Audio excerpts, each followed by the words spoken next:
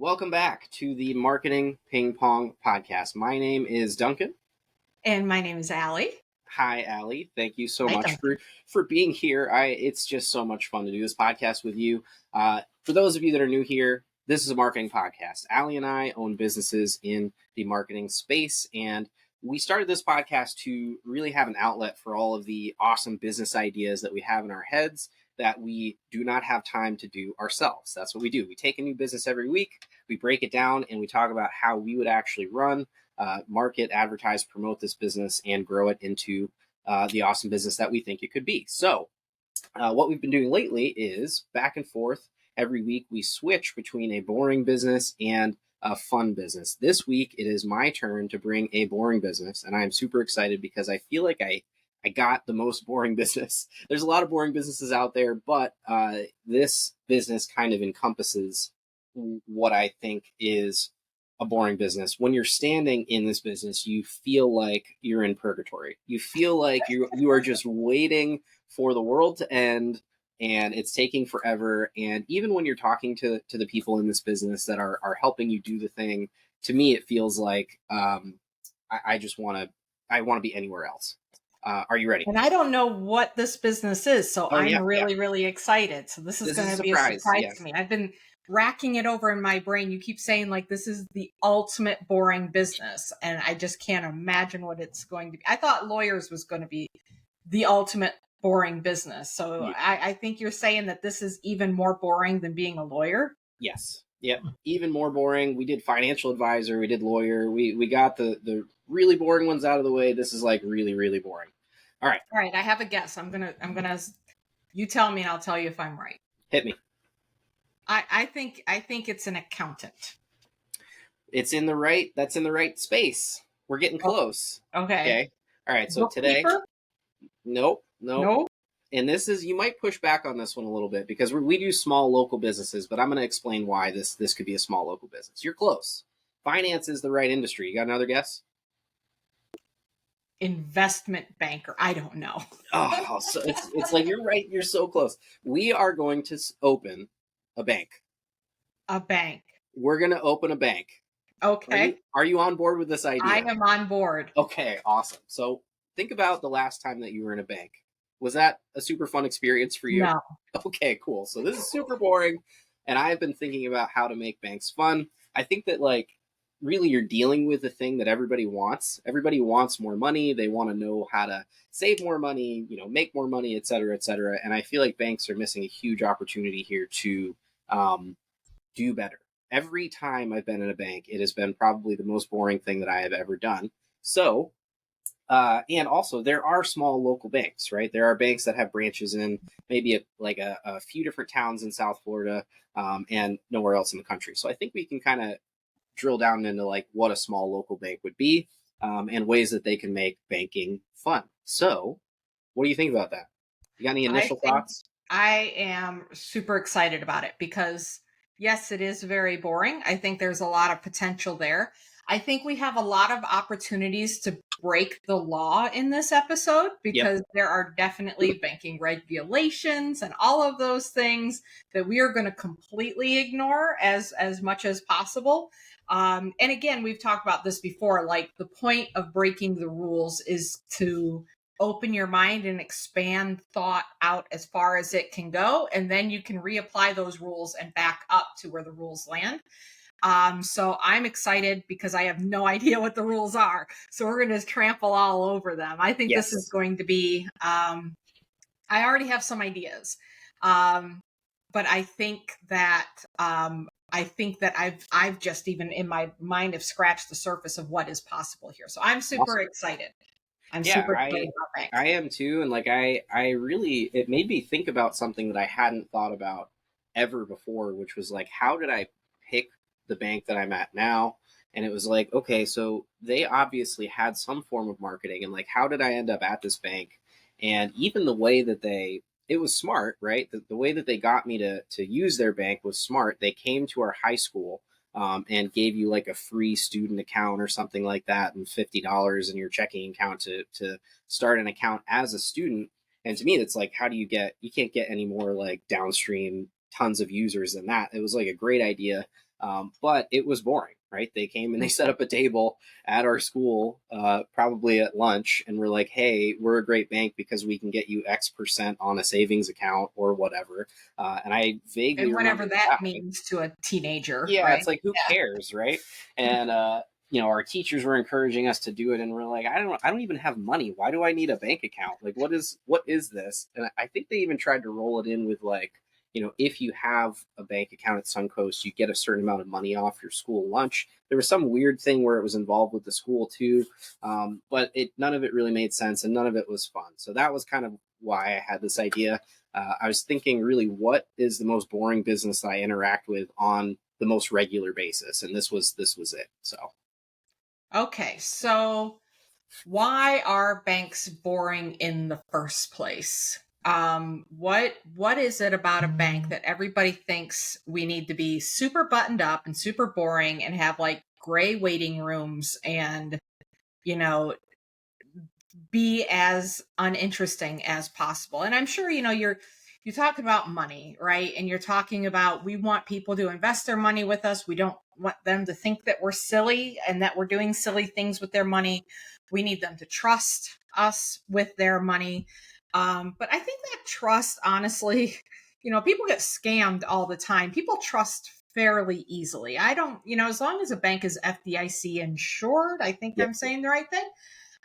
Then like really, like, okay, my bank, if it goes under, I'm still okay, and I just pick another bank. yep, And you're right that there's really not a reason to pick one over another in many cases. We had in our networking group a couple of members. Well, it was a member, her and like a partner of hers, that were from a bank, and they were members in the networking group, and they got up to talk, and it was like the most boring presentation of any presentation that we've had, yeah, yeah. because it's like, we trust you, we're a company you can trust. And they Mhm. did talk about some things about like how a lot of banks are unstable, but they are in like the top 10. And I'm like, okay, that's fine.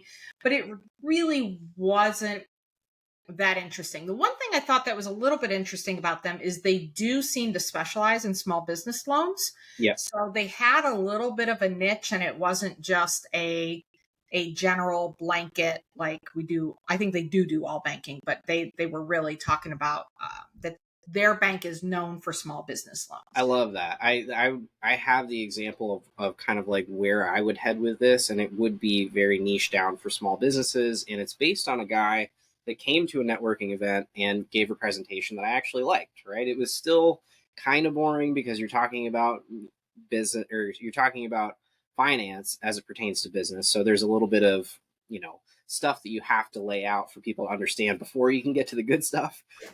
But overall, he answered questions really well, and he was a great speaker. So he had, I think, what it takes to kind of uh, do a boring presentation and make it more interesting. Hmm. And they're the same case. It was very business focused. They help people understand how to actually apply for loans, what banks look for. That was the big one that when he came, he was like, this is what banks use to judge whether or not you're fit to get a loan in the first place. So these are the things you need to get in order. And everybody that like ticked all the boxes for all the business owners there.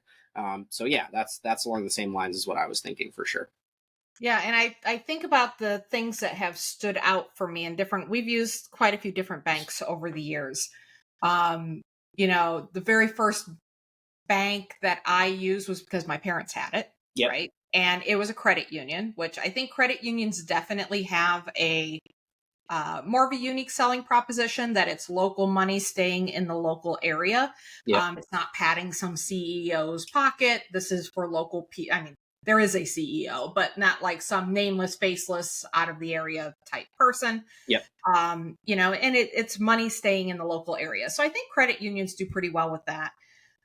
We've also had banks that were purely from convenience. We had a bookstore, and then the bank was right there next to the bookstore. So might as well have our account at that bank because we can walk it right over there.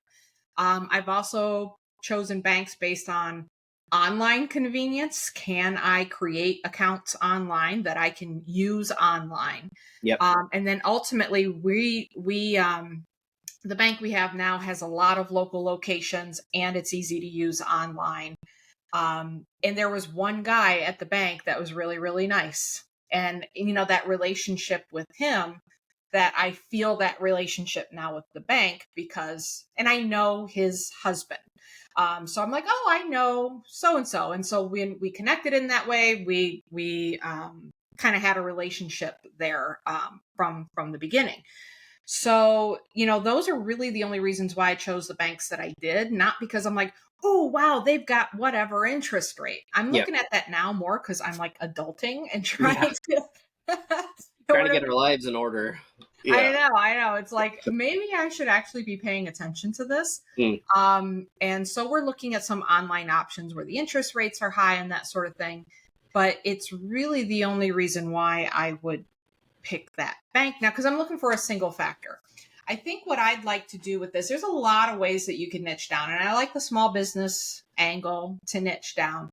My vision for the bank that I would create would definitely be a general public bank. I don't think I would niche down other than being local. I want to take like a credit union kind of angle to it. Sure. So whether it's credit union or not, but at least that angle that this is a local bank for local people. I think that there's a lot that you can do with the marketing. These other big brands can say, oh, we serve our local community, but you serve a lot of local communities and good for you, but you don't really care about our local community the way that we do. There was a bank that for me, this is a good story too, but there was a bank that wanted to sponsor the farmers market that we ran. And she's like, oh, our bank is really big on helping local people. I'm like, you're a big fat corporation. Like, I just don't believe you. I don't believe you. And you can set up down at the farmers market with all your swag and nobody is going to say, wow, this is a great local bank that cares about local people. Like everybody knows. Everybody knows. Yeah, it almost gives you the opposite. It's like a bad taste in your mouth. They're like trying to be community, and it's like, I can see you're not from here. Like the lady that worked there was from here, and that they have that going for them. But yeah, I felt that way. I'm like, no, you're just trying to jump on the coattails of trying to be a community bank when you are not really you. When it comes down to it, you're looking at ones and zeros and you're not looking at what is the best for the people here. So the interesting conversation with her, they were trying to decide whether or not to be a sponsor and whether they were going to get a return on their investment. And they said that we don't know what kind of return on investment we could get from the sponsorship. And I said, well, what is your average customer worth? What is the lifetime value of your average customer at the bank? And they're like, what are you talking about?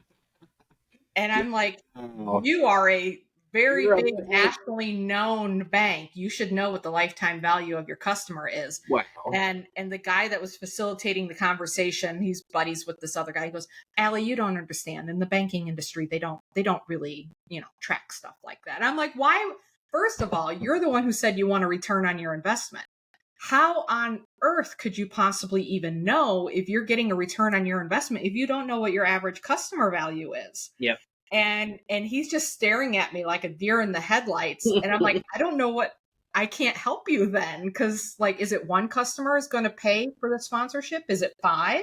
Yeah, they're just throwing out terms without any real understanding. It's like everyone knows, it's very common, right? Everyone knows they need a return on investment, but they don't know how to even put a number on it.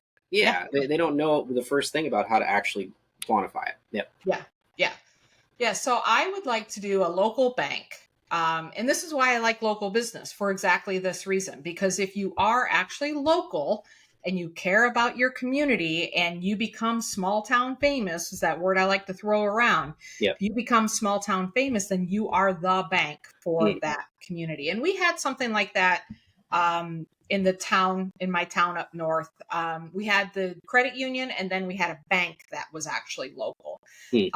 And so it did have more respect in the community that this was kind of our bank, but it had such a generic name that it didn't feel like it was our bank. You know what I mean? It could have been anywhere and everywhere because the name was really, really generic. So I would start with naming it something that has to do with the local area. Sure. so that they know and they can identify that this is actually for us here.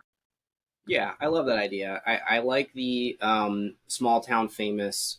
I like everything about small town famous. I feel like you can even I feel like you can lean into the differentiation between the small town bank and the big corporations. That might be like the biggest headline, right? It's like, are you sick of impersonal kind of like just being just a number at these big local banks? Like, we actually care. I do think that's a really strong message, and I love it. I love where it's headed. Keep going. Yeah. So now we need to think, how do we make people believe that we care? I think I PR is the thing, right? Like, Yes. you need I know I said keep going, and now I'm gonna take the mic back. Sorry. Fine, fine, fine. Just go ahead, Duncan. I love the I love in person events. You know, I love in person events, um, and we talk a lot about joint partnerships as well. So maybe some joint partnerships with other local businesses that are already have this kind of thing that we're looking for.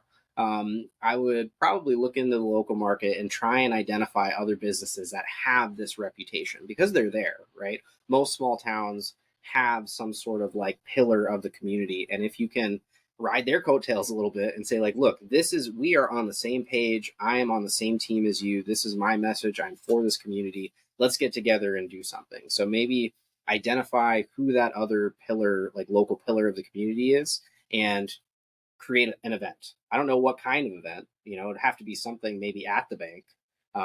But what kind of event would a bank even throw? Like, I clearly haven't They thought have about this quite space. enough. They have the space. Yeah. Yeah, they do have the space, and I don't know. Maybe there's like a financial literacy angle. That's something that I hear a lot. I love that. I love that. There's something that I hear a lot about.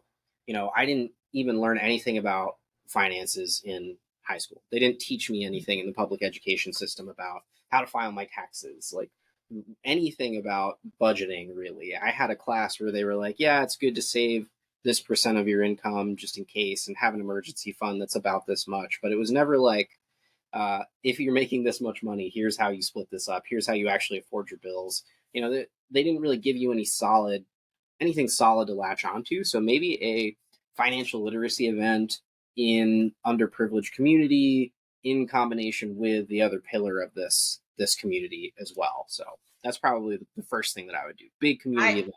Yeah, I love, love, love the education side of it. So I would take it because I'm a big believer in education. I'm not a big believer in school systems, but I'm a big believer in education Yeah. and empowering people. So I think that absolutely you jump on that angle. You can hold them in the bank itself. In fact, if we're going to create this bank, and yeah, technically they have the lobby area, but let's just tack on a room, right? Let's just tack on a room in this bank where it is like an education space. It's a public space that we can invite people into, where we can have parties, where we can do education events, and it's all built right there into the bank itself. And then obviously Facebook, we can take that same education, snippets of that education, do it on Facebook. We can do videos. Yep. We can do the full presentation as a video that anybody can access at any time. Mm-hmm. And then we can go into the schools, just like you talked about. So if we're going to go into the schools, we need to make it more interesting. And one of the things that I've seen on TikTok, a parent doing with their kids is they actually gave them like, okay, you've got, $1,500 to get through the month. Now let's walk through. And now think of some things you want to buy, right? Like you've got $1,500. You want some new shoes, you want a new TV, you want to go on vacation, you want to do all that stuff. So let's figure out what your budget actually is. And then they walk them through each of the expenses, and the kids would have to shout out like, how much are we paying for electric? And then they'd have to write that down. And so they're going through it. And so they get an idea of how much things actually cost. Yes. Yep. Because no idea when you're in Yep. high school. I have no None. idea how much things cost. Yep. So you have an idea of how much things cost, and then you can see at the end, like, oh wait, I don't have money for the shoes and for Or food. Yeah. or food. Exactly. All of this is before that. And so like really making it real to them and Mm. tangible, where they're like, okay, I want to buy these things. How would I do that if I Yes. have a job and I'm supporting a family, or even just living on my own? Wait a minute. And then have them problem solve of how could you get those shoes? Well, I Mm. could get a roommate and they're going to take half the cost of everything. I could get two roommates and then split it in thirds. I can get a higher paying job. I can get a certification. I can get a college degree in this, which now, because again, the college degree almost feels disconnected from the kid Mm. because they don't really see what it's going to give them in the long term. Yep. But if they start to see like, oh, wait, I need a job that pays me at least $5,000 a month to live the Mm. kind of life I want. What kind of job do I need? Now I know what kind of degree to get. Yeah. So I think that the bank taking the lead on that is so very, very, very smart, and teaching people budgeting and how to divvy up their money and all of that. Yes. Credit card, like show people what happens with that interest on the Yep. credit card and how Yep. much you're actually losing over a period of time. Yep. I How think to that would manage be debt, like what the difference between good and bad debt, et cetera, et cetera. Yep. exactly. I love that. Yeah. I think on the topic of going into schools, there's probably another opportunity in doing something similar to the local business in our area that does the kind of like entrepreneurship for kids, Shark Tank for kids thing. I feel Mhm. like the bank could have its own version of that, and then whoever wins, they get like $1,000 grant to start their business, right? I I love that love that. idea. And I if the love bank that. is like, we're fostering like future entrepreneurs of this community, they're going to be the ones that are bringing money in, and we want to support that. So creating like a, like literally a Shark Tank for kids where they have their thing and they come and promote it and then try and sell their products. We could even have a marketplace where they could come and sell their things, do a farmer's market, right? There's Mhm. so many different ways that you could go, but I do still like the idea of I like the idea of investing in kids, investing in them early and making it fun and interactive.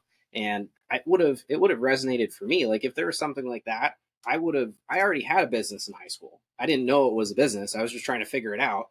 But if someone had came to me and been like, hey, here's this thing where you get to show people what you're doing and potentially win a prize for it and win some money to help grow it, that would have been the ticket. And I would have I been with think that that bank forever. mentorship, Yep. that's and bring the mentors in from the local community, because the Yep. other thing that does, because we were very big, the organization that owned the farmers market, I ran the farmers market, but the organization that owned it was all about building up Main Street and attracting businesses and that sort of thing, and Yep. part of that mission and was growing our own entrepreneurs, Yep. right?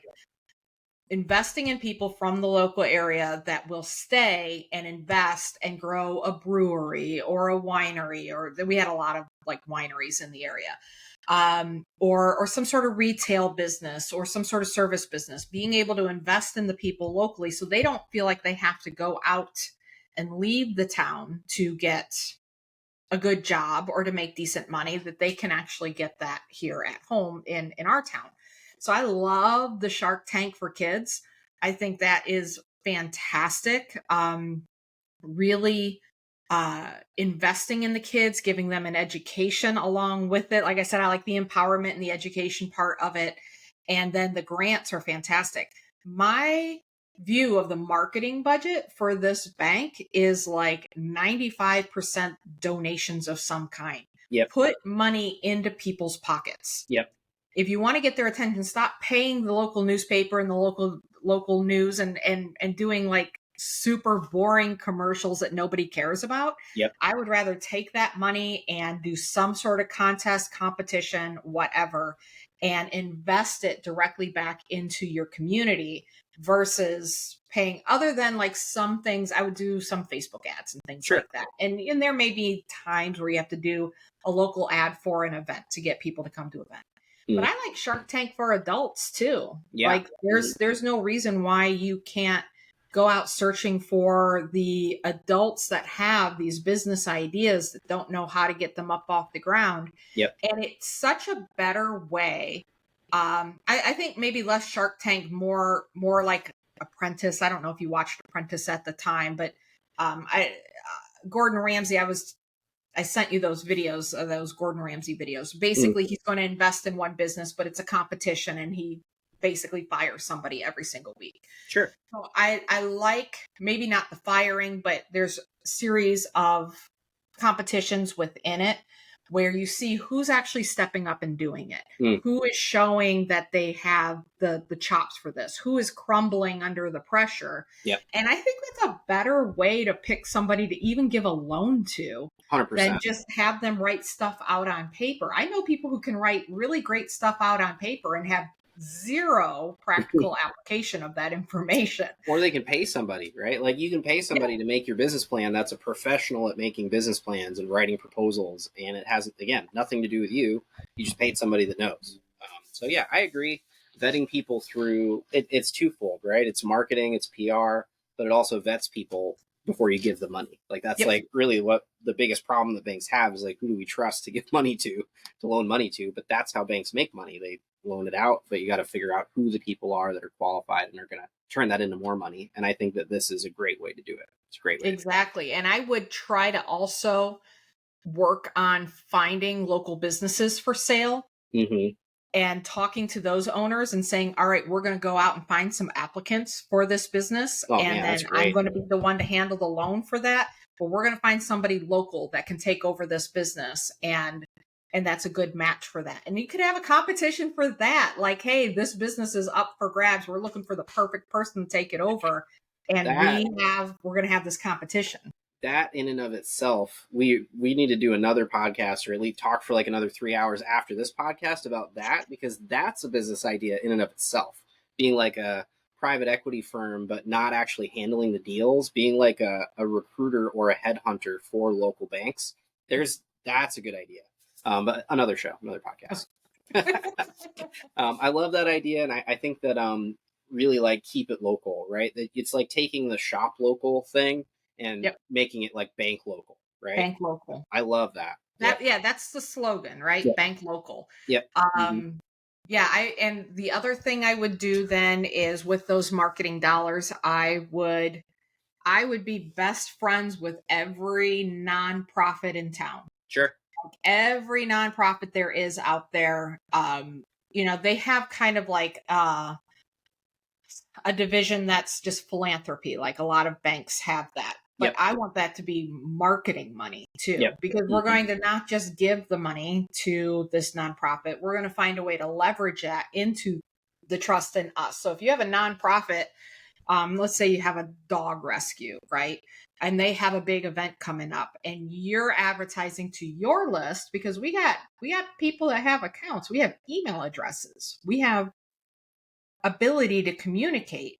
And then we take the time to advertise for that event and tell them that we're going to match every dollar up to $1,000 to this dog rescue. Yep. And showcase the dogs and showcase the people that are running it. And I would pick one of those a month. Yeah. I would do some sort of match campaign with at least a nonprofit of some kind each and every month, to get the community involved in the nonprofit, and then all that warm fuzzy rubs off on us, right? Yeah. Like, oh Yep. my And God, depending on how big the space is that we're doing these classes and things, we can even host events there. Yes. Right. So like we're sponsoring it, giving them a free place to host the event and matching up to $1,000. Like that's huge. Yep. And maybe even providing like some entertainment. We'll provide entertainment. We'll provide food. We'll do all of that for you to have this event here. These are the things you need to do as the nonprofit. So the nonprofit can't just be like sitting on their hands. There's things they need to do. But I'd go all the way to even like writing the emails that they need to send, right? Because we can't trust people to send their own emails. This is what to post. This is what to email. And we're going to have this big event here. I think that's fantastic. I really love that. Love it. Okay, so we have our in-person events. We have our major PR campaign with the nonprofits. We have our education. We've talked about keeping it local, kind of like the brand. What are we missing? I feel like the ideal client is something that we don't really have to kind of drill down into because everybody needs a bank. And I think that the ideal client in this scenario is really the people that value keeping things local. So like there is still kind of a very specific person that we're looking for, even though that audience is very broad and that targeting of the ideal client is done through the messaging of our brand, if that makes sense. Does Correct. that kind of Correct. track? Okay. I agree with that. I also want to attract the people who don't care about keeping it local, Sure. right? So what can attract them in? Um, and this is where I've seen some of like these investment companies, and again, laws be damned. I don't know what the rules are or the Yep. laws are.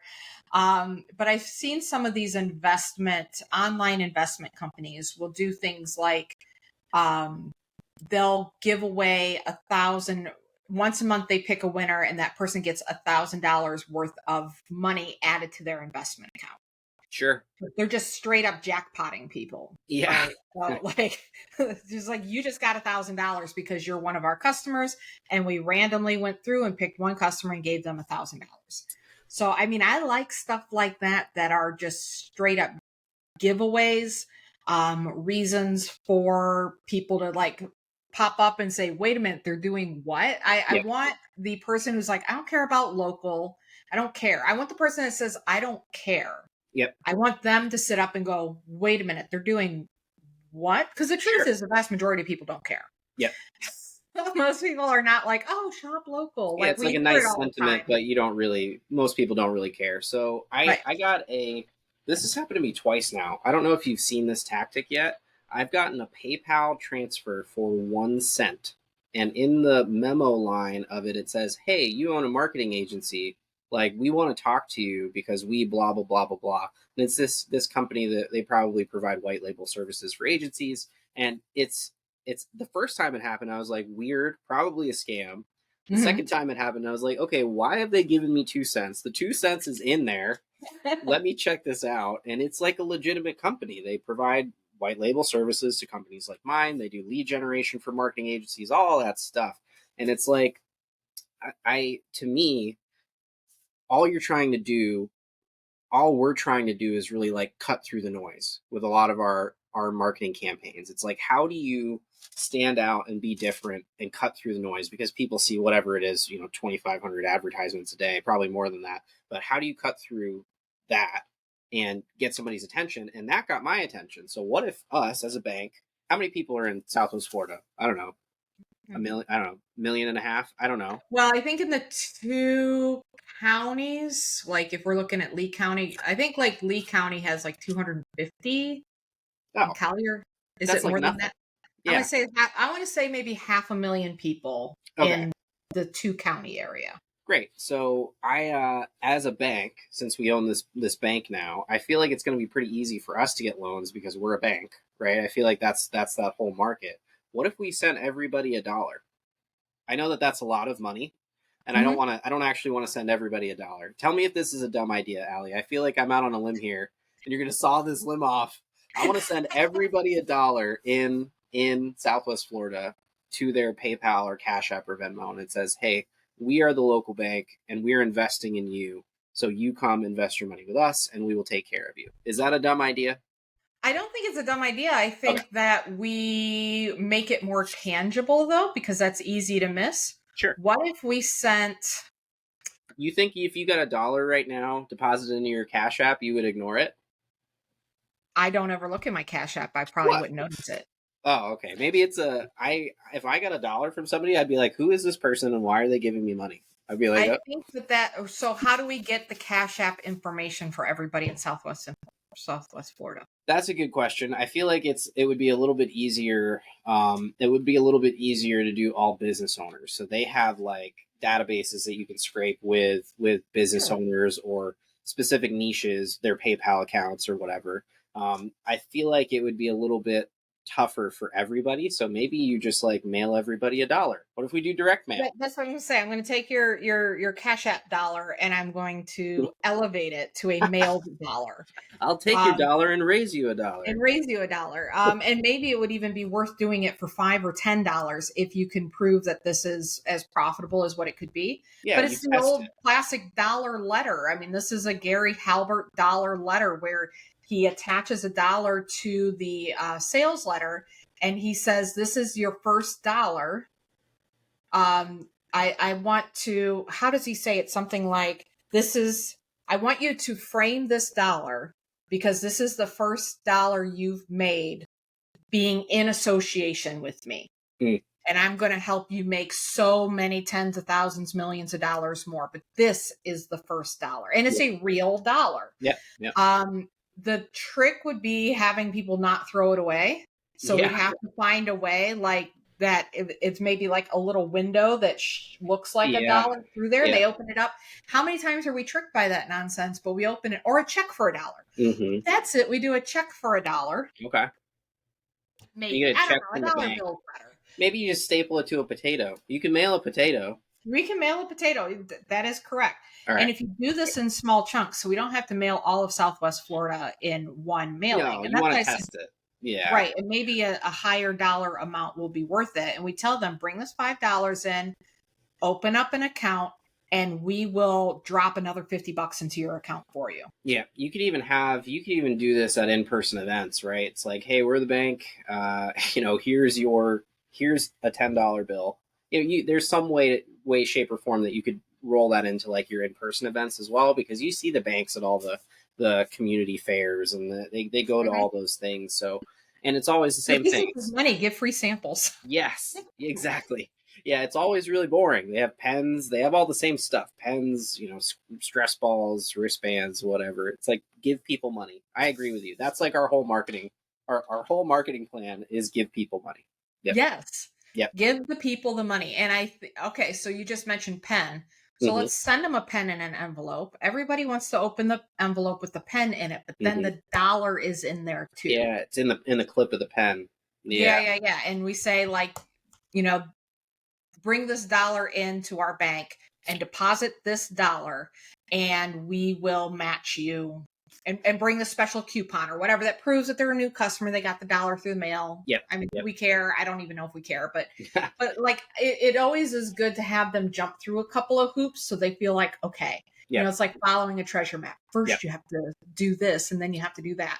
Yeah, and it weeds out the people that aren't, for sure. Right. And so then they show up and they're like, I have my dollar. I'm ready. And we match them $99. You put the dollar in, we'll match you $99. We'll put $100 into your account. Make it an even 100. Yep. Only $1 to open an account, but you have to bring this dollar in. Yeah.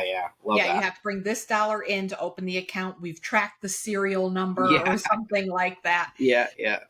No, I think that's fantastic because, again, what are we selling? We're selling money. So we might as well give them money. So something else popped up for me when you said, like, the live events and, going to events and just giving away money. I remembered I just saw it again when I was doing clips of one of our previous episodes where you talk about Mr. Beast. Yep. Why can't we just go full on Mr. Beast?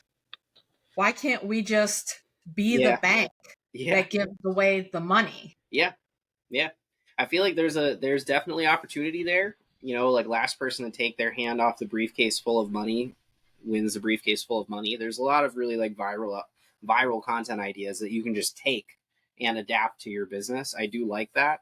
And I think the question then becomes the same question for every business. Like, you need to really make sure that the money that you're giving away is producing the return on investment that you need.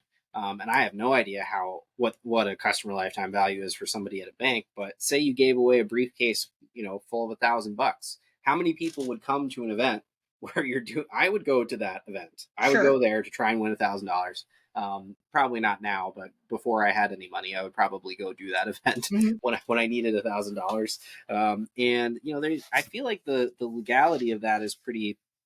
I don't know. Don't take financial advice from me. I don't think we need to talk about the legal rules. I just don't.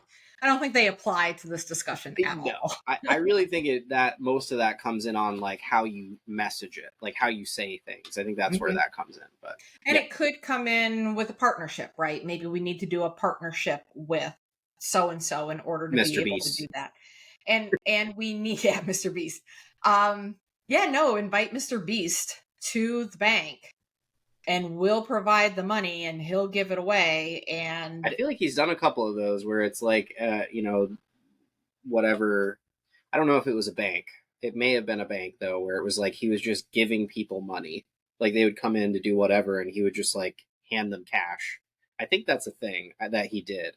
And like obviously it would be kind of weird at a bank. I don't know how I would feel about it. Like if I Well, just walked in. Ben and Jerry's gives away has free ice cream day. We could Yep. have like free money day, but Yep. surprise people, Yeah. right? And then the way I look at it too, as far as return on investment, is all of this is noteworthy. Yeah. All of this is something people are going to tell their friends about. It's something people are going to talk about in the news, on social media. It's buzzworthy, right? So it's that small town famous where who the heck is talking about any of these other banks? If you're just showing up one day randomly giving 5 people in line $100, Mm-hmm. like, hey, just $100. It's at the end of the quarter and we've decided that we have a surplus. So we're Yeah. going to give it away, things We like got a that. vault full of this stuff back there. Here I you know, go. it just like keeps Yep. growing. So we're going to give it to you. Yep. I also like the idea of like having I would do small things like that, but then like one time a year have something that's big and Big grand. blowout kind of thing. Yeah, that Yeah. Yeah. Yeah. everybody's talking about it, have a big event around it with an absolute just like craziness. And Yeah, one of those machines that like blows the money around in it, and you got to catch it, and like yeah, something like that. there's In our people in town, we always $100 said, suits. Yeah. down here they do it with the golf balls. We did duck derby up north. I don't know if they do duck derby down here, but it's basically you buy a rubber duck and you put every rubber duck has a number and you buy a number. Got it.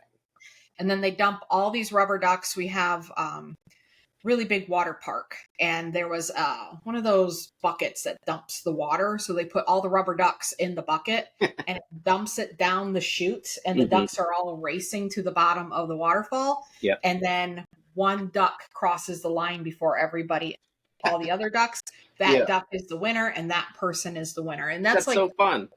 Yeah, actually, if you go and look at Sandusky, Ohio on Google Maps and zoom in on one of the docks, there's a giant like 50-foot rubber duck on the dock because they started doing it in the lake. They originally did it in the water park.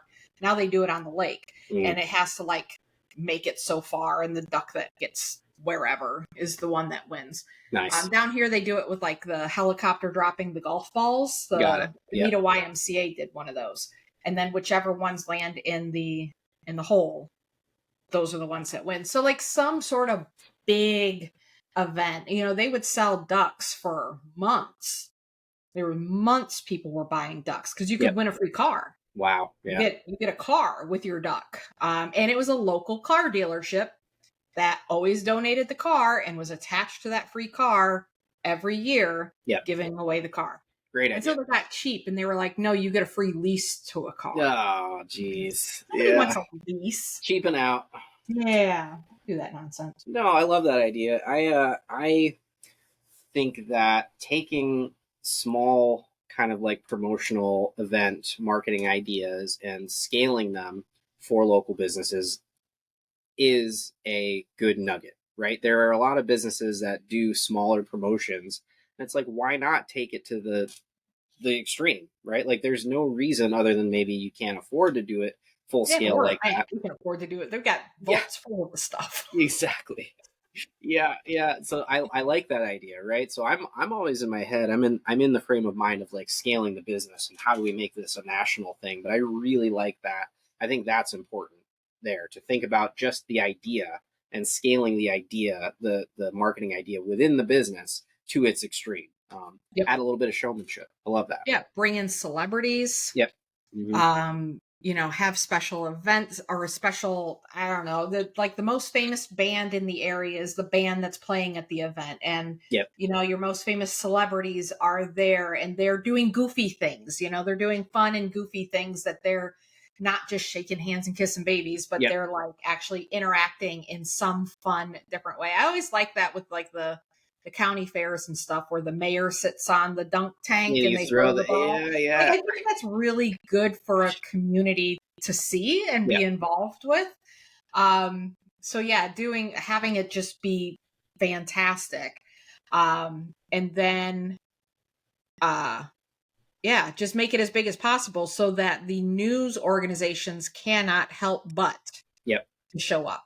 Yeah, and then I you don't want really need to them do to any. beg me. I don't want to beg them. I Yep, want them chasing me. I don't want to chase running ads. Like, we're yep. not talking about ads. We're talking about, I'll give you the privilege of coming and covering this event because everybody's going to be talking about it. Yes, impossible to ignore. Yeah, Yes. I think that that's great. Small town famous, right? Like that's paparazzi follows them around, right? Like they want the photo because it's good content. And if you just do things that are hard to ignore, impossible to ignore, then you'll get that PR without having to do the traditional PR route of like making it and submitting it. Which I think a lot of that kind of gets lost in the shuffle, or like again, lost in the noise of every day, right? A lot of the things that I see that get submitted for traditional PR submissions are, they feel like advertisements. It's like we're doing this event, but it has this veneer of we're really just doing it for us Yep. over it. And if you I do it, was yeah, just advertised such an event that it's like, is this for us? yeah, For you? I don't yeah, think it's yeah. for us. Yeah. Yeah, and that's like coming from that base understanding or that lack of a base understanding of what's in it for them, right? And that like touches every piece of marketing in a business. If you don't come from that what's in it for them point of view, I think it'll taint anything that you try to do. And people can pick up on it pretty easily, right? They pick up on it when they feel like there's a sale or when they feel like it's actually the business doing something that's best for them. Mhm. So, yeah. So, three other points I want to talk about, or three other areas I want to talk about. And I'm going to say all three so we don't forget, because Okay. every time I think, well, I think that's all we can talk about, I like have another one pop up in my head. Sure. So, three of them. One, I want to talk about social media approach. Number two, I want to talk about the employees themselves of this here bank, the owners and the owner slash us and Yep. the employees. Hmm. And I want to talk about the actual space itself. Okay. Because the reason why a bank feels so boring is you walk in with brown carpeting and gray walls and fake plants, and it is 0% interesting. Yep. I've been in one interesting bank. It was a Fifth Third, kind of a small satellite bank down here. Hmm. And it actually had color. It felt like a little coffee shop. They had coffee. You were welcome to make any kind of, they had like, I don't know if it was just a Keurig, but it was like fancy coffee. They had fancy coffee there, and it felt like you were there with the teller. Yep.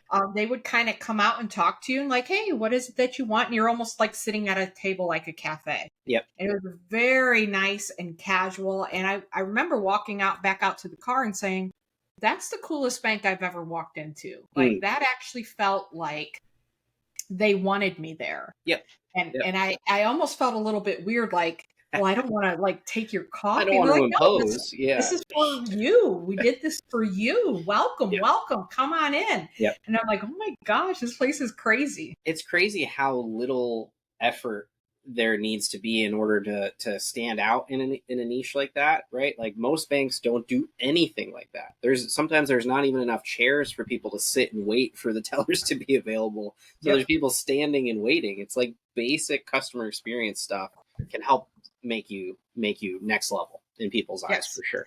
I think one of the things banks did well at the beginning was suckers for kids. Sure. Like, I think that was definitely a smart thing that the banking industry, I don't know too many other companies that do it quite like banks do. And then it became stickers, which is fine. I'll take a sticker. Like, as a kid, I couldn't wait for my mom to go to the bank, Right. because I wanted to sucker. And I would always make sure that the teller could see me in the Yeah. car. Yeah. I would lean forward like, hey, I'm a kid in this car, by the way. Better put some dum-dums in that I need little. candy. Yeah. Okay, I've got an idea for the lobby. Okay. Stick with me here. 900-gallon goldfish tank.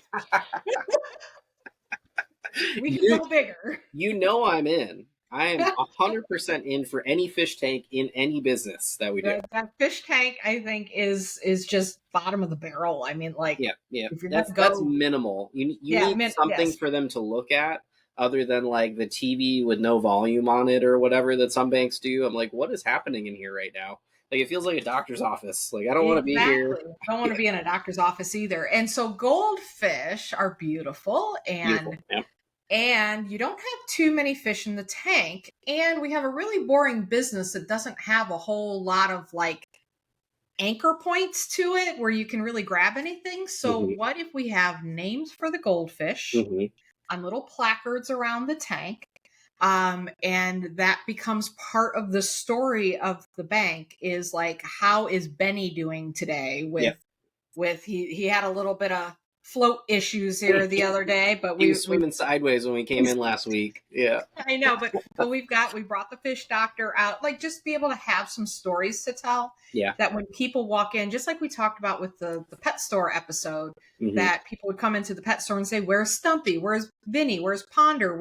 Where's oh, I love these cats and I love Joe and the Mina bird," and they all had something that they could attach to that Yep. made them want to come in, and some sort of animal presence. I mean, you could definitely have a bank cat or something like that. And I Sure. think a lot of people would like a cat. But if you didn't want the mess of a cat, you could do a goldfish tank. I like And that. then name the goldfish. I also think we should make it large enough that when kids come in, they could get a little cup of fish food, and they, like pellets or something, and they could put it in, or maybe there's like a button that they can press and it like releases a few pellets in. I feel like that's fun for the kids, fun That and would be interactive. so great. Yep, yep. I We always were love that just, about going anywhere that has anything. I'm like, do you have food for the animals? Like, yeah, can I feed them? yeah.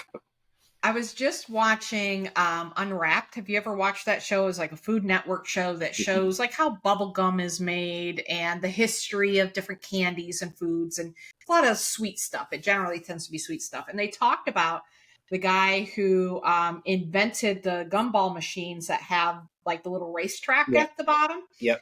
and what like a, because these are older episodes, so it's like early 2000s I think that the episodes came out, so they're like, whoa, look at these gumball machines, like they're every day now. So when you said that about the fish tank, I'm like, it would be, or fish feeding, it'd be cool if they could like put the food in over here and it And watch travels it go down the around and then track. it goes bloop, bloop, bloop, and it Yep, feeds the fish, and great idea. everybody's having a good time. Yep, I love that. I think maybe even having the bank be like look more interesting, like you said. Maybe the fish tank is kind of the feature, right? It's like the attraction. It's almost like people come there, and they could come there to just sit and look at the fish, even though it's a bank, and make it like a nice seating area. Coffee is a good Coffee. idea. Yep, having a place that actually feels nice to sit and relax, I think would be good. And having the fish tank be kind of the focal point of the entire thing would be nice. Yep. I love maybe having somebody on staff that is just again, some kind of advisor of some sort that's hanging out in the fish tank area Yep. that you can just walk up to and say, I'm not really sure what I should do, whether or not I should refinance my house or not. And this person is not selling you on anything. They're just sitting and all right, let's talk through it. What are your bills now? And where are Yep. you doing here? And how much does your job pay? Yep. Let's look at where the interest rates are right now. Just kind of people to casually be sitting there and talking to people about their finances. Yep. So you don't feel like you're one taking up somebody's time in the offices. Every time I go to the office, I'm like, okay, we need to finish up, like, so that they can get to the next person. Yeah. But if it felt a little bit more casual and like a conversation, and maybe several people can jump in on the conversation, I think that's really cool. I was Yep. thinking like budget corner or something like that. Somebody to help you with your budgeting, somebody to Yeah. help you. And that's a novel idea, right? I feel like that kind of person would be beneficial in a lot of these kinds of boring businesses, doctors' offices, dentists' offices. It's like, I Mhm. have questions about my health, and it would be nice to have somebody to talk to before I go Yep. back to the doctor that just kind of knows some Right. stuff, and is on the same page with the doctor, obviously. And I think that's a really great idea. I don't know. Banks have busy times just like other businesses like that. So it might be hard when there's a lot more traffic. You just have to have a couple people instead of one. But Sure. I do love that idea of having somebody to just talk to, right? Like, let's go It's to the bank and approachable. Yeah. ask whatever this person's name is, right? And they could be one of those features of the bank too, right? It's like, this is this person. They're known for this kind of hospitality, and they Mhm. become like one of the goldfish, right? Yep. Yeah. And I was going to say, they become, they're the face on social media, right? Yep. Or they're one of the faces on social media. Yep. where they maybe talk about some stories of like, hey, I was just talking to one of our bank customers yesterday, and he was asking, is now a good time to refinance? So let's take a look at the numbers. He had a mortgage that is at this rate, and then the new mortgage is at that's going to, or the new rate is this, and this is what it would cost him, and this is, what it would save him. This is what it's going to cost him up front, but this is what it's going to save him in the long run. And with the equity he has in his home, this made a lot of sense for this customer. And just like tell the story. Yep. So that's kind of getting into social media. And I don't want to forget the space. It's just got to be colors. It's got to be fun, and it's got to be colorful. And that was that little bank that I went to that had an impact. It wasn't crazy colors. It was like blues and greens and yellows and nice artwork on the wall. That's was what like, I was gonna say. Right. And just interesting, not some like 1980s whatever those are. Yeah, like you partner with like the local art community as well, and maybe do like an art show there. They have all that wall space. That would be great. Like a gala night. That would be cool. And featuring different local artists regularly and having new things there for people to look at. Again, it's just making the entire experience of being in the bank more pleasant. You're going to be in there, so like try and make it enjoyable. Yes, I love that. I love that. Yeah, anything that you could have that brings life and interest to the space. Mm-hmm. Have you ever been to that hospital on Bass Road? Yeah. The fancy one? Yep. Where they have the piano player right there in the middle? That's where my daughter was born. Yeah. Oh, is it good? Good, because that's a good hospital. That's where, when Danny had appendicitis years ago, that was the hospital we were at. And then when Tim had his stuff done recently, and they're like, oh, we're going to send you to that hospital. And I'm like, yes, I get to hang out. Like, again, talk about taking a boring space in some place where nobody wants to be. And I was excited to go to that hospital. Yeah. Because it's beautiful. You've got those, they're fake plants, but they're indoor plants, a big atrium. You've got the piano player there. Mm-hmm. You've got the glass elevators. Just like the whole place is like a fancy schmancy hotel. Yeah, it feels nice. Yeah. When you walk in, you're like, oh, it's upscale. Feels upscale. Yeah. Yeah. Yeah. And it feels like you're welcome there and that they want you to be there. Yep. So that's kind of, I think, the direction I would go with this bank is like, how do we make it feel so different and inviting without it being like a super big distract? Like, I don't want like clown wallpaper. Like, you got to be crazy. You got to like bring in the clowns or something. But you don't need any like fire jugglers in the corner. No. Yeah, it might be fun. We'll do that at the events. Yeah. Yes, in the event center, we could bring in. I know somebody who juggles and rides a unicycle. Oh, really? Interesting. Yeah, that would be a perfect opportunity for them. Yeah. The owner of the bank comes out juggling and riding a unicycle. You're like, what is happening at this bank? Juggle big rolls of cash. Is what you're juggling in the middle of all that. That would be a good commercial. Yeah, I'm always I feel like that's the place you can be crazy. I feel like it's so easy to stand out in your media because everybody is boring for the most part. Juggle flaming wads of money. Like, oh my gosh, that'd be great. I didn't say catch them on fire, but we could. It's fire, right? That's everybody loves fire. Well, you got to learn like the magician trick of like catching something on fire, but it doesn't actually burn. Like that. Speaking of money on fire, completely different subject. I'm getting a fire wallet in the mail sometime soon where you open it and it catches on fire and there's flames coming out of the wallet. I think we should give those out at the bank. That would be great. That would be, stop burning your money at the other at your other banks. Yes. Yeah. Other banks got you feeling like, oh man.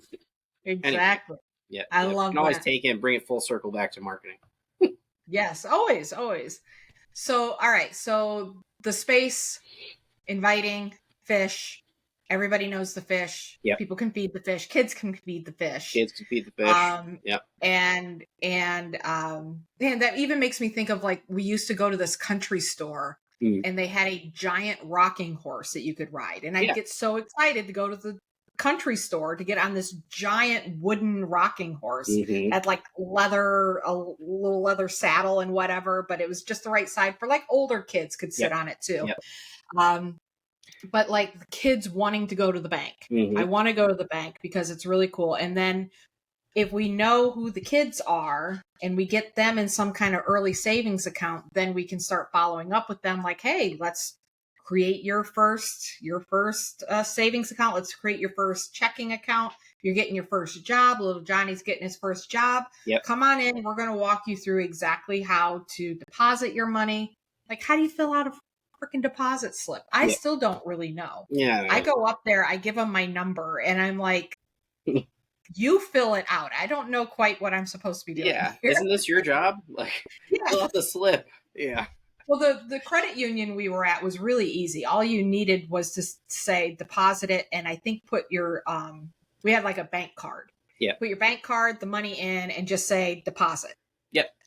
Then other banks we joined were like, no, you got to fill out a slip. And I'm like, why do I have to? I can just tell you what I want to do with it. Just let me tell you. Just talk. Yeah. Yeah. And you can fill out the slip if you really need the slip, but I don't need to fill out a slip. Yep. So yeah, that's the other thing is finding like efficiencies like that. Make it easy for people to look for friction. Yeah. How to get rid of that friction. I like the, we're, talking about making it so that kids want to go to the bank. I feel like there's a way to do that for adults too. Like they're going to want to go if they have kids, like kids want to go and experience it. They have to go to the bank. So is there a way that we can make it like take it to 11 and make it so that they also want to go? Could we put like massage chairs instead of chairs in the waiting room? Could we do like, go ahead. Yeah, I was going to say about the massage chairs. One of my mentors actually is a coach for auto repair shops, and they do events with massage chairs where you come in, you're getting your car fixed. It's a stressful thing. And so they have the masseuse come in and just give you a free 15-minute, 5-minute something or another massage. No, I think that's a great idea. Yeah, it's like you have to go to the bank, right? So how do we make it so that it sucks less or that you even actually want to go? Yep. No, I like that. Massage chairs. I'm trying to think of. I do like the coffee bar, and you can even have it so that they like bring you something. There's somebody there, the person that's there talking to people, or maybe an additional person that's like the coffee, the barista that's like, hey, what do you want? And have them actually like make you something. You're getting into a lot of overhead here, but I do think that banks make enough money. I don't know because I've never owned a bank. They make so much money and they waste it on really stupid things. Yep. Yeah, I'm all about that. And what was I going to say about that? You said about the barista. Oh, have Friday night wine night. Yeah. Yep. Like Friday nights is if you come to deposit your money from noon to 5 o'clock on, or you stay open later, maybe Thursday night. We stay open later on Thursday nights. So if you can't do your banking during normal banking hours, we stay open later on Thursday nights, and we've got wines and we've got hors d'oeuvres and childcare. Childcare. Just drop your kid off in this room over here. There's cameras so you can watch them the whole time. Come have a couple bottles of wine, glasses of wine. Yeah, and do fun like math activities with the kids. That's what they do at banks, right? Like math. Right. Yeah, there's some math involved there. I don't know because I don't do math myself, but I'm pretty sure they do math at banks. Yeah. Yes, I think so. So they could have like little like checkout the little banker visor or like accountant visors and show them how to use like little adding machine things that do fun little fake cash registers with Monopoly money in them. That's great. Yeah. Ooh, you could host Monopoly games. Ooh, that's a great idea. Okay. I like that a lot. Monopoly and Life. Like, oh yeah, there's a lot of fun games you could roll into that. Yes. There's another one. It was meant for kids, but I enjoyed it. By the Rich Dad, Poor Dad. It was called Cash. I used to still have the book for it. I can't remember what it's called, but it's basically about investing your money, and it's kind of like Monopoly, but not like hardcore. But it's like, do you want to invest this money, or do you want to buy real estate, or like here's a chance for you to lower your monthly expenses or get a raise and things like that. So that was the kids really like that one. it just had a lot of rules. Yeah. And it was like difficult to like get going in it. But once we got going, they really, really liked it. Mm. Yeah, that would be really cool. So let's talk about the staff itself. We talked a little bit about the person sitting there. My philosophy has always been, if you are warm, you are 95% of the way there. Yep. My sales strategy is to try to be warm with people, to acknowledge them. I'm not always good at it. Like, it's not that I'm cold, but it's just like sometimes social anxiety and all of that. Like I just kind of clam up. Yep. I get But tired. Yeah. It's yeah, like, yeah, and that's because we're introverts. It's like yep. Yep. sucking it right out. But to have somebody that is truly, genuinely likes people and wants to embrace people and cares that they are in their establishment, Yep. and can go out and interact with the community in a way where they're shaking hands and smiling and just embracing people and getting to know the names of their kids. That was that banker that I talked about before. He's just a very warm person. And when you feel that at ease, when somebody can put you at ease like that, you're willing to put almost your entire life in their hands. Yep. Because you're just like, they care. They actually care, whether they do or not. I at least feel, and I think it's got to be genuine, right? Because it is pretty obvious when somebody's just trying to be friendly just to get your business. Yep. So I almost like want to employ a bunch of grandmas that will come in and hug people. I love Like, all that. right, sweetie, I got you. Let's take care of this now. Yeah. We're going to get this taken care of. You're Oh, not look going at to lose the this house. sweater. Isn't that nice?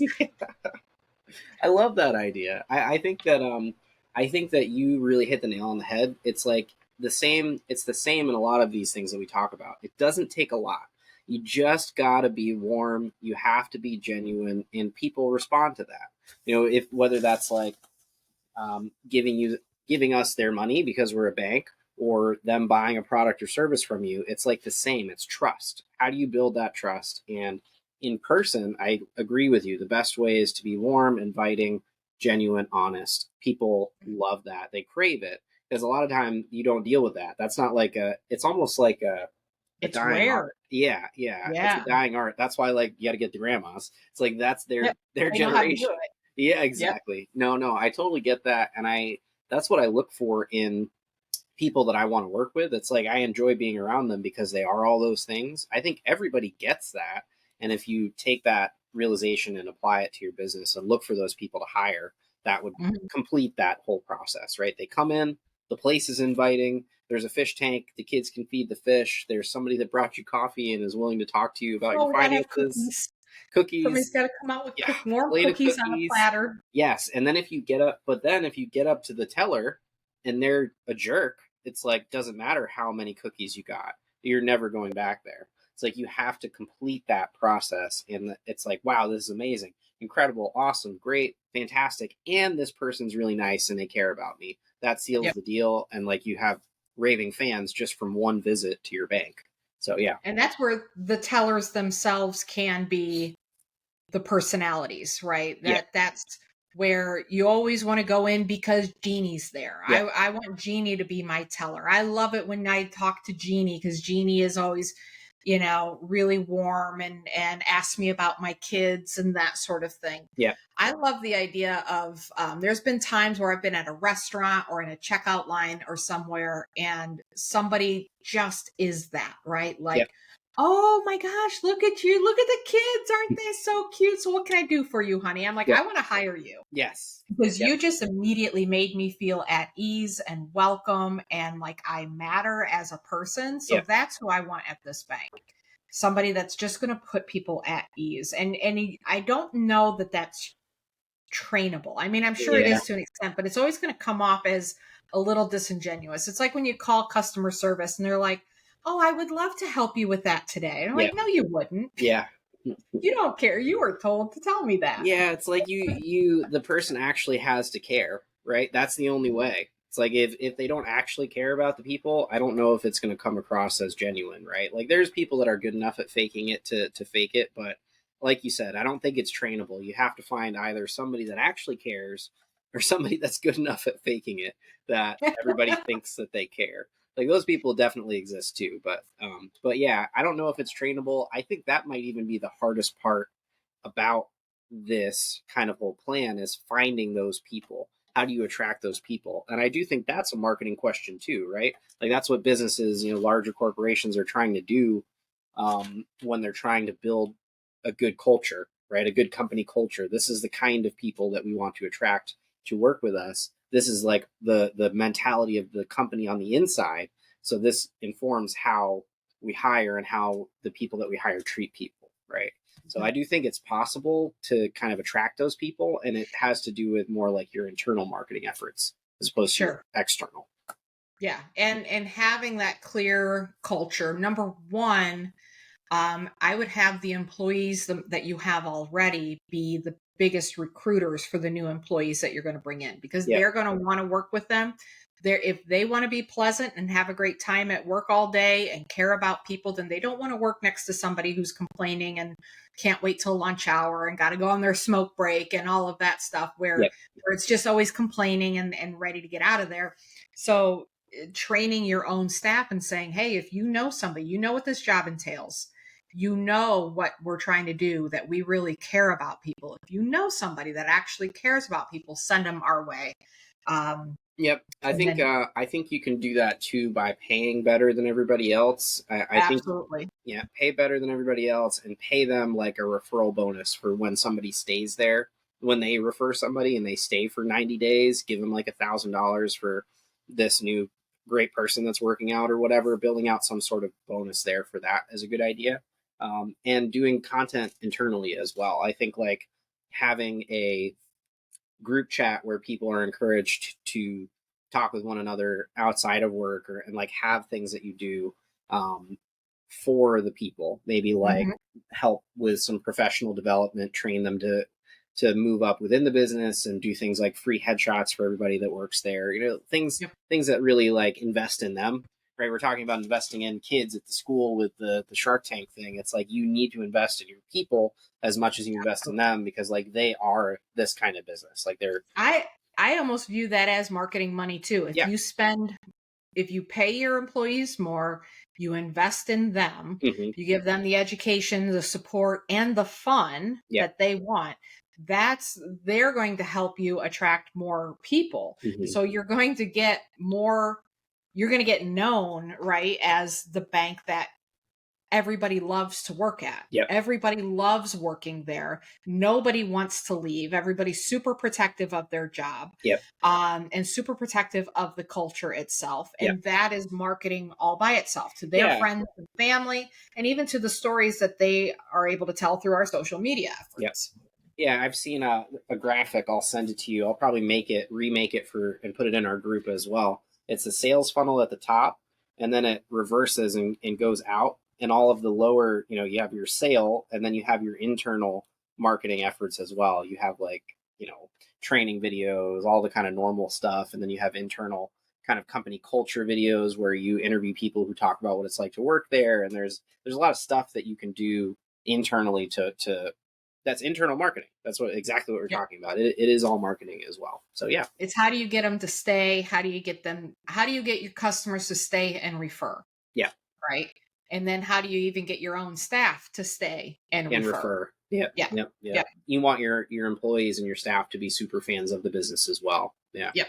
yep, Absolutely. Absolutely. yeah. It's one of the saddest things. Like I've seen companies that they don't see it when they have an employee like that that's already doing all those things, and then they like they don't see it as valuable and they push them out for some other reason. It's like, no, Mhm. those people are building your business. Like that's the person you want to reward and keep around. And being cognizant of that and like seeing them when you have them, I think is another really important skill too. Yeah, that's the employee that knows everybody's name when they come in, Yeah. right? Hmm. That's that and that can't be discounted. Nope.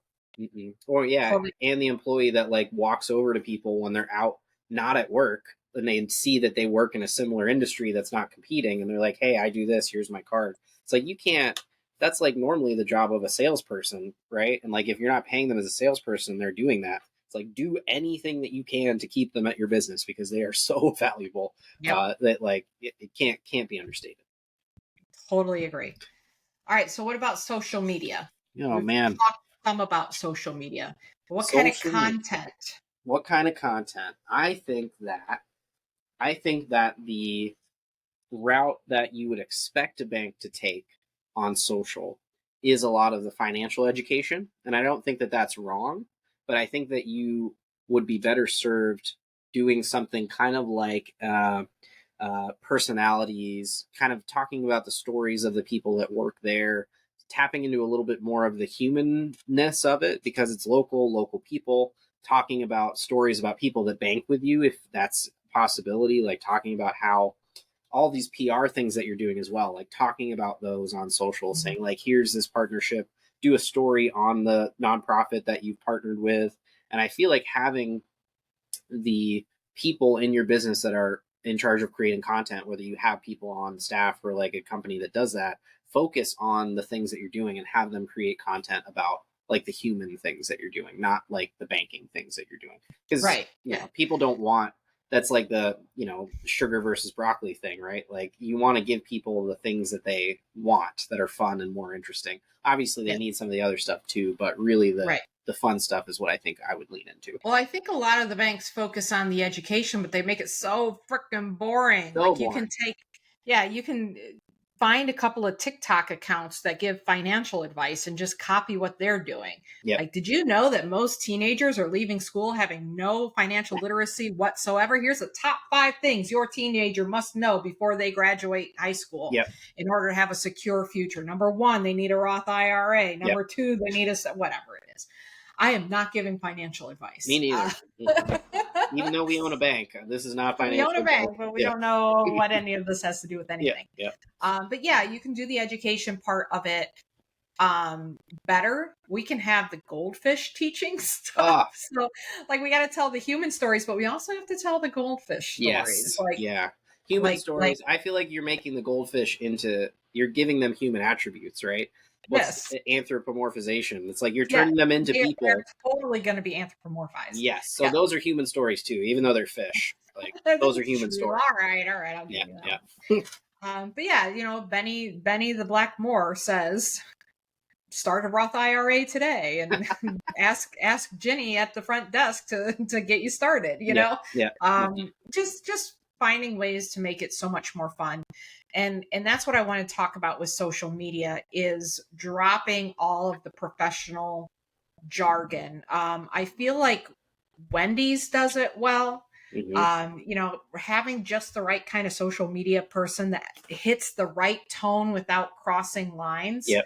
is something special in and It's of itself. it's an art. Yeah. It is an art. Yeah, and it's hard when when people ask me about what kind of posts to make or how do I do social media. It's like you have the general ways to improve. Like don't be too businessy. Don't try and sell people. Nobody likes that. Post things that you would like to see on social media and you would enjoy. And then there's the art side of it. It's like you got to Mhm. have a little bit of you have to have a little bit of like Yes. pizzazz, a little bit of showmanship, maybe a little bit of humor. And it's like how do Mhm. you can't really like make a formula for somebody to be cool, right? It's like Yes. just be cool on the internet, Yeah, just don't be cool. Just yeah, be just cool. be cool. Yeah, and that's hard to teach. But I know what you're saying. Like Wendy's and some of these other fast food companies, you'll see them have like Twitter wars and stuff.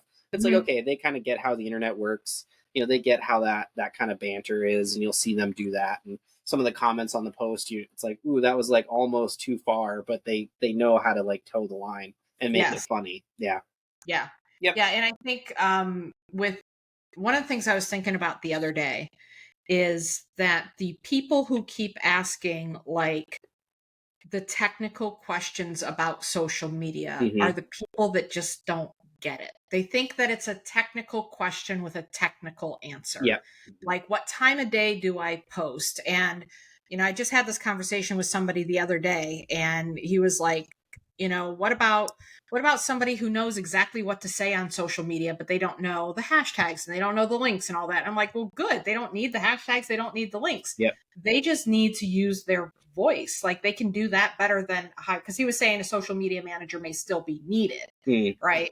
And I'm like, I don't think so because like once you tap into that that voice and your personality and you let that out, Mm. all the technical sides of social It media all goes away. really don't matter. I don't look at my insights. Yep. I don't give a crap what my insights say. Yep. I know I'm doing well because I'm getting high engagement. People are asking questions. People are buying my program. Yep. And I can tell which if I need to, like, oh, which video did the best over the last 30 days, I want to boost that one. Sure, insights is a quick way for me to find that information. But like, they're like, oh, what ratio should my engagement be versus my views? And I'm like, I don't care. Yeah. No. Show up and be you and just talk to people. And it's almost more of a feeling you get, like, oh, people really like that one. How Yeah. do I do more of How do I that? lean into that feeling? Yes, Yeah. rather than like, oh, technically I said this word, and that must be what got everybody to do whatever. And Yep. I'm going to do the math on my ratio of likes to views. None of that stuff matters. Doesn't you just matter. Yep. you I gotta feel like be you. you got to be you. Be vulnerable. Be approachable. It's like you wouldn't go to we've said this multiple times. Like it's like, how do you take the aspects of a social life, being social around people, and do it on the internet? And like, you wouldn't walk into a room and say, hey, I sell tree services. I sell tree trimming services. Anybody want to work with me? My phone number is blah, blah, blah, blah, blah, blah, blah. Like, you wouldn't do that. You wouldn't just like go into a room and do that. So try and take that mentality and like, how would you walk into a room and be cool, make friends, be engaging, have a good conversation or dialogue with people, and apply that to the things that you do online. And the more you can do that, I think the more that it works.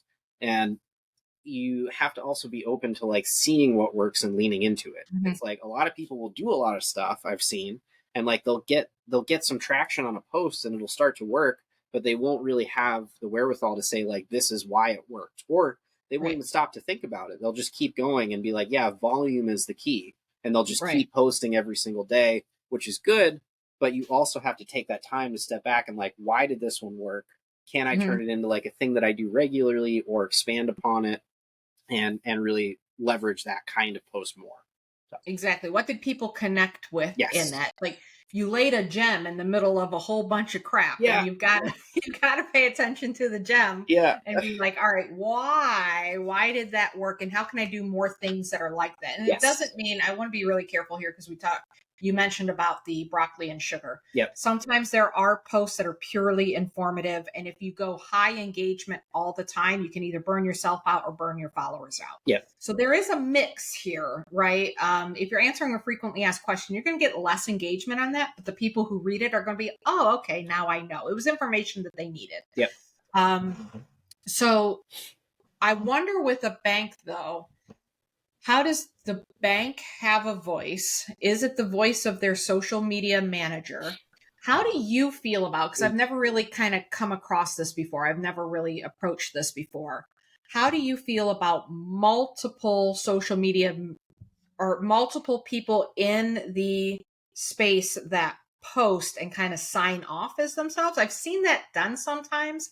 I'm not sure if I like it. I almost always like it coming from a single source, a single voice that we get to know that person. So how would you go about the voice for the bank? That's a really good question. So I actually have a couple clients that are in that scenario. They have a lot of people that post, and it's like, how do you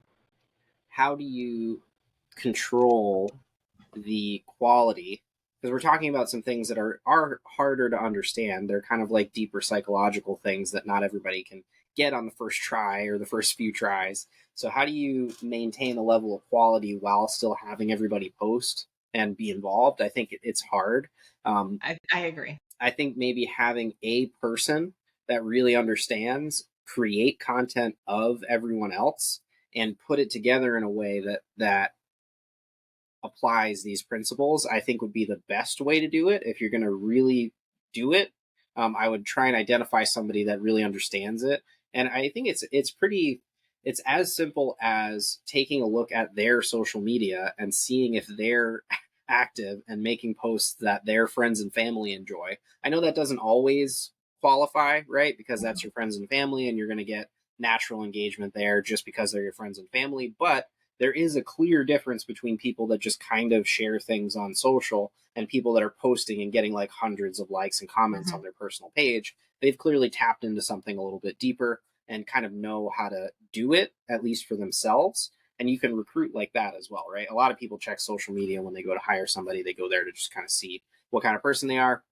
And I think that's a good signal, right? It's like they at least understand how to create stuff that gets people to engage.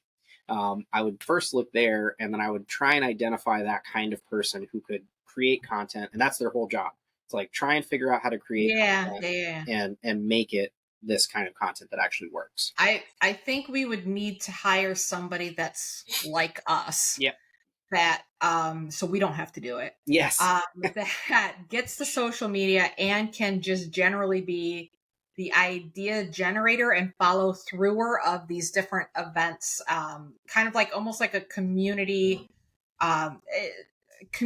outreach position that is technically marketing and social media. Yep. And they've got that voice. You sold me as soon as you said like the consistency of quality. I'm like, yeah, you can't have 20 people posting. It's Yep. got to be a single person.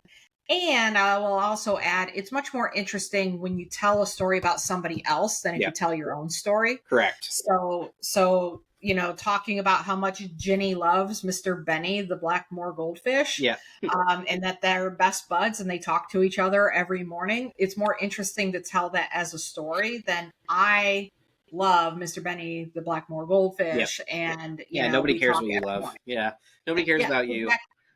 But if you have a picture of Ginny and Mr. Benny like looking at each other in the aquarium, that's going to be way more interesting. Yeah, and I always point to this YouTube channel as an example. It's Bon Appetit.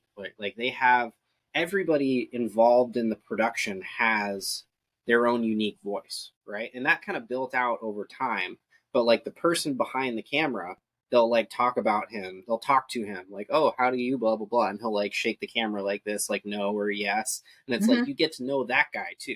You can get to know the content creator through the lens of what they're doing, through the lens of them Yes. creating content, right? It's like maybe they drop their phone and crack it one day and they have to borrow somebody's phone to like take a picture of the phone. And they talk about like how everybody's going to be mad they don't get to see their daily picture of the goldfish today Hmm. because whoever broke the phone. There's like opportunity there to like tie them Or you into do that a blurry world. picture like the one you did in the group the other day, like, Yeah. oh man, my phone's all messed up. Like, this is the best picture I've got today, and it's like super blurry Yes. and you can't see anything. Yeah. Yeah, exactly. So there's a ton of opportunity to bring that person into it as well and bring individual people in at different levels. If there's somebody that doesn't want to be on camera, you could take a picture of their office door and be like, this is all you get of this person because they don't want to be involved.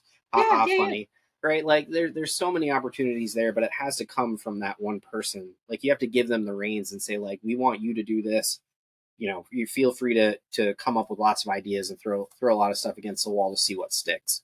Um, And I'm gonna throw a little shade here. We are not hiring anybody with a marketing degree. no, mm-mm.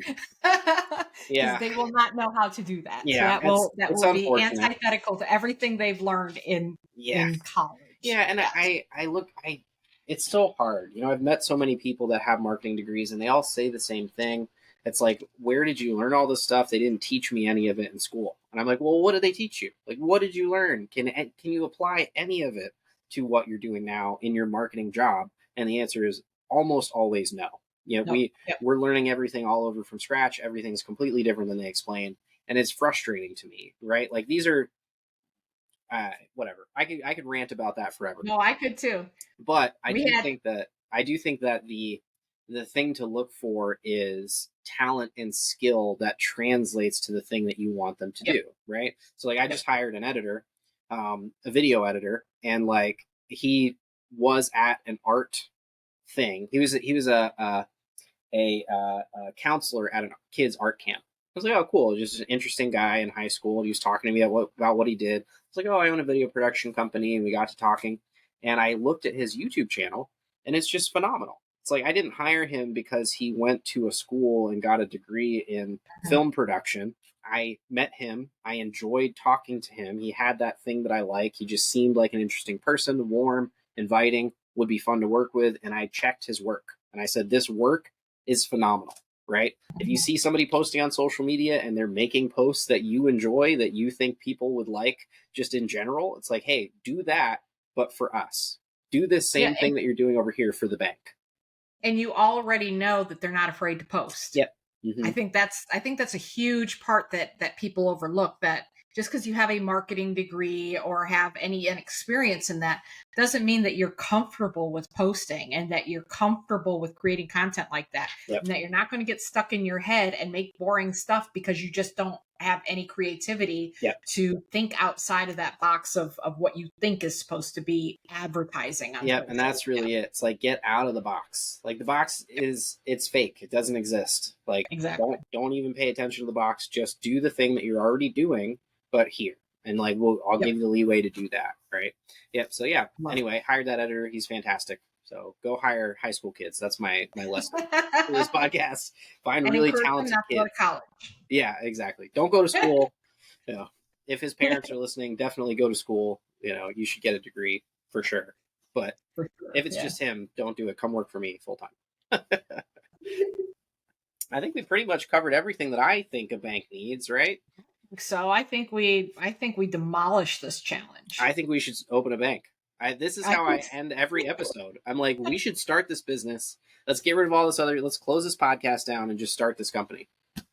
Well, and that's why I always think of it in terms of like up north, because it's only 80,000 people in our county. Mm, And so it's just so much more doable with that smaller population, that yeah. it's so much less noise to cut through. Mm. Like you're just a shining beacon almost immediately. Everybody in town's talking about the fact that you have a meeting facility. It's being built onto your bank, and that you're going to do like this grand opening where you give away $10,000. Yeah. Like Everybody's that talking about you. Yeah. yeah, everybody's talking about you. And down here, you could do that, and there's still like a huge percentage of people that would still have not heard about it. Yep. Which you can look Not at so as we like should start up north, and then we'll take the concept and we'll bring it down Yes. here, get that bank rolling. Yeah.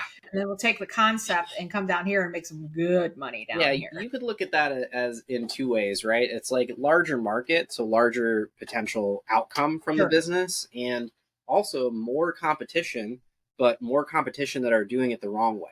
That right? suck. Yeah, more Yeah. competition. It's like, to me, that in and of itself is opportunity. So many people that are not doing anything, you're like, we're the cool bank. Look at all these other lame banks. Like, we are the cool bank. Come to us. Easy choice. And honestly, with social media and Facebook ads, you can cut through the noise much better. Relatively inexpensively. And that's it. That's really just about cutting through the noise. And it's not just the banking noise, it's all the noise. All It's of it. all the advertisements they're getting. It's everything that they're getting hit with. It's that faster lifestyle. It's the busier. Things are happening all over the place. They're just not paying attention to what's happening in their local area. For me, this is my impression of being down here. Yep. People here definitely don't pay attention to their local area nearly as much as they do in my small little town of 28,000 and county of 80,000. Mm. Everybody's paying attention to what's happening there. Yep. So that's why I tend to always imagine, well, it's where I'm from too, starting up there versus down here, because it's so much easier to cut through the noise. And I want that to be a lesson for anybody listening to this. If you're in a small town, it is so much easier to cut through the noise. Yep. It is so much easier to become small town famous. Not to say you can't do that in a larger town. You can. But you should really start with a smaller area. If we were to do it down here, maybe like center it in Bonita and just get everybody in Bonita on board first and then grow out from there, because you're going to have much easier time targeting a smaller group of people than a bigger group. Yeah, it's small town famous, not like medium to large size town famous. It's like, be a small town business. Yes. Yep. All right. So we are going to do really awesome educational events that are fun, engaging. We're going to have an event meeting space where we're going to do sponsored nonprofit events regularly. We're going to give people $10 bills stapled to potatoes. I love that idea. We're going to do a lot of events, in-person events. I can see the cover photo for this now for YouTube is a $10 bill stapled to a potato. 100%. Yep. I'm going to go buy a potato after this and staple a $10 bill to it. We're going to be authentic in this thumbnail. Perfect. Yeah. Perfect. And we got, what else we got? I'm forgetting something. Goldfish. That's the most important one. Sorry. Goldfish, coffee bar. We're going to have a kind of like a receptionist that's kind of greeting people, helping them with their finances. this is the coolest bank I've ever heard of. Oh, art. We're going to have really nice art, and Yes, art shows up on the wall. I want to go to this bank. I think everybody else wants to go to this bank. Do you have any last words, Allie Thompson?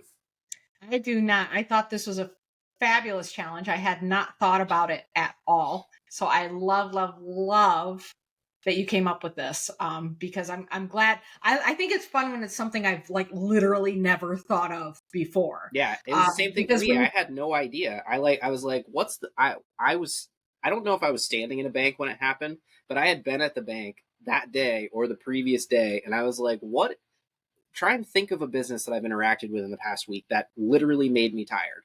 I was sitting in a bank waiting, and I almost fell asleep in the chair because I was so bored, right? It's like my yes, phone wasn't even entertaining anymore. So I knew that this one was a good boring business for sure. yeah, I thought it was great, and yeah, I want to go to this bank. I want to own this bank. Let's do it. Awesome. I love it. I think that's it for the episode, and I cannot wait for the next one. If you are a local business owner and any of these ideas have helped you, please let us know in the comments. If you have anything that we missed, please let us know. And if you have any ideas for boring or fun businesses that you want to see on other episodes, definitely let us know about that as well. May or may not take your advice. This is our show, and we do what we want. We do what we want. See you in the next one. Bye. Bye.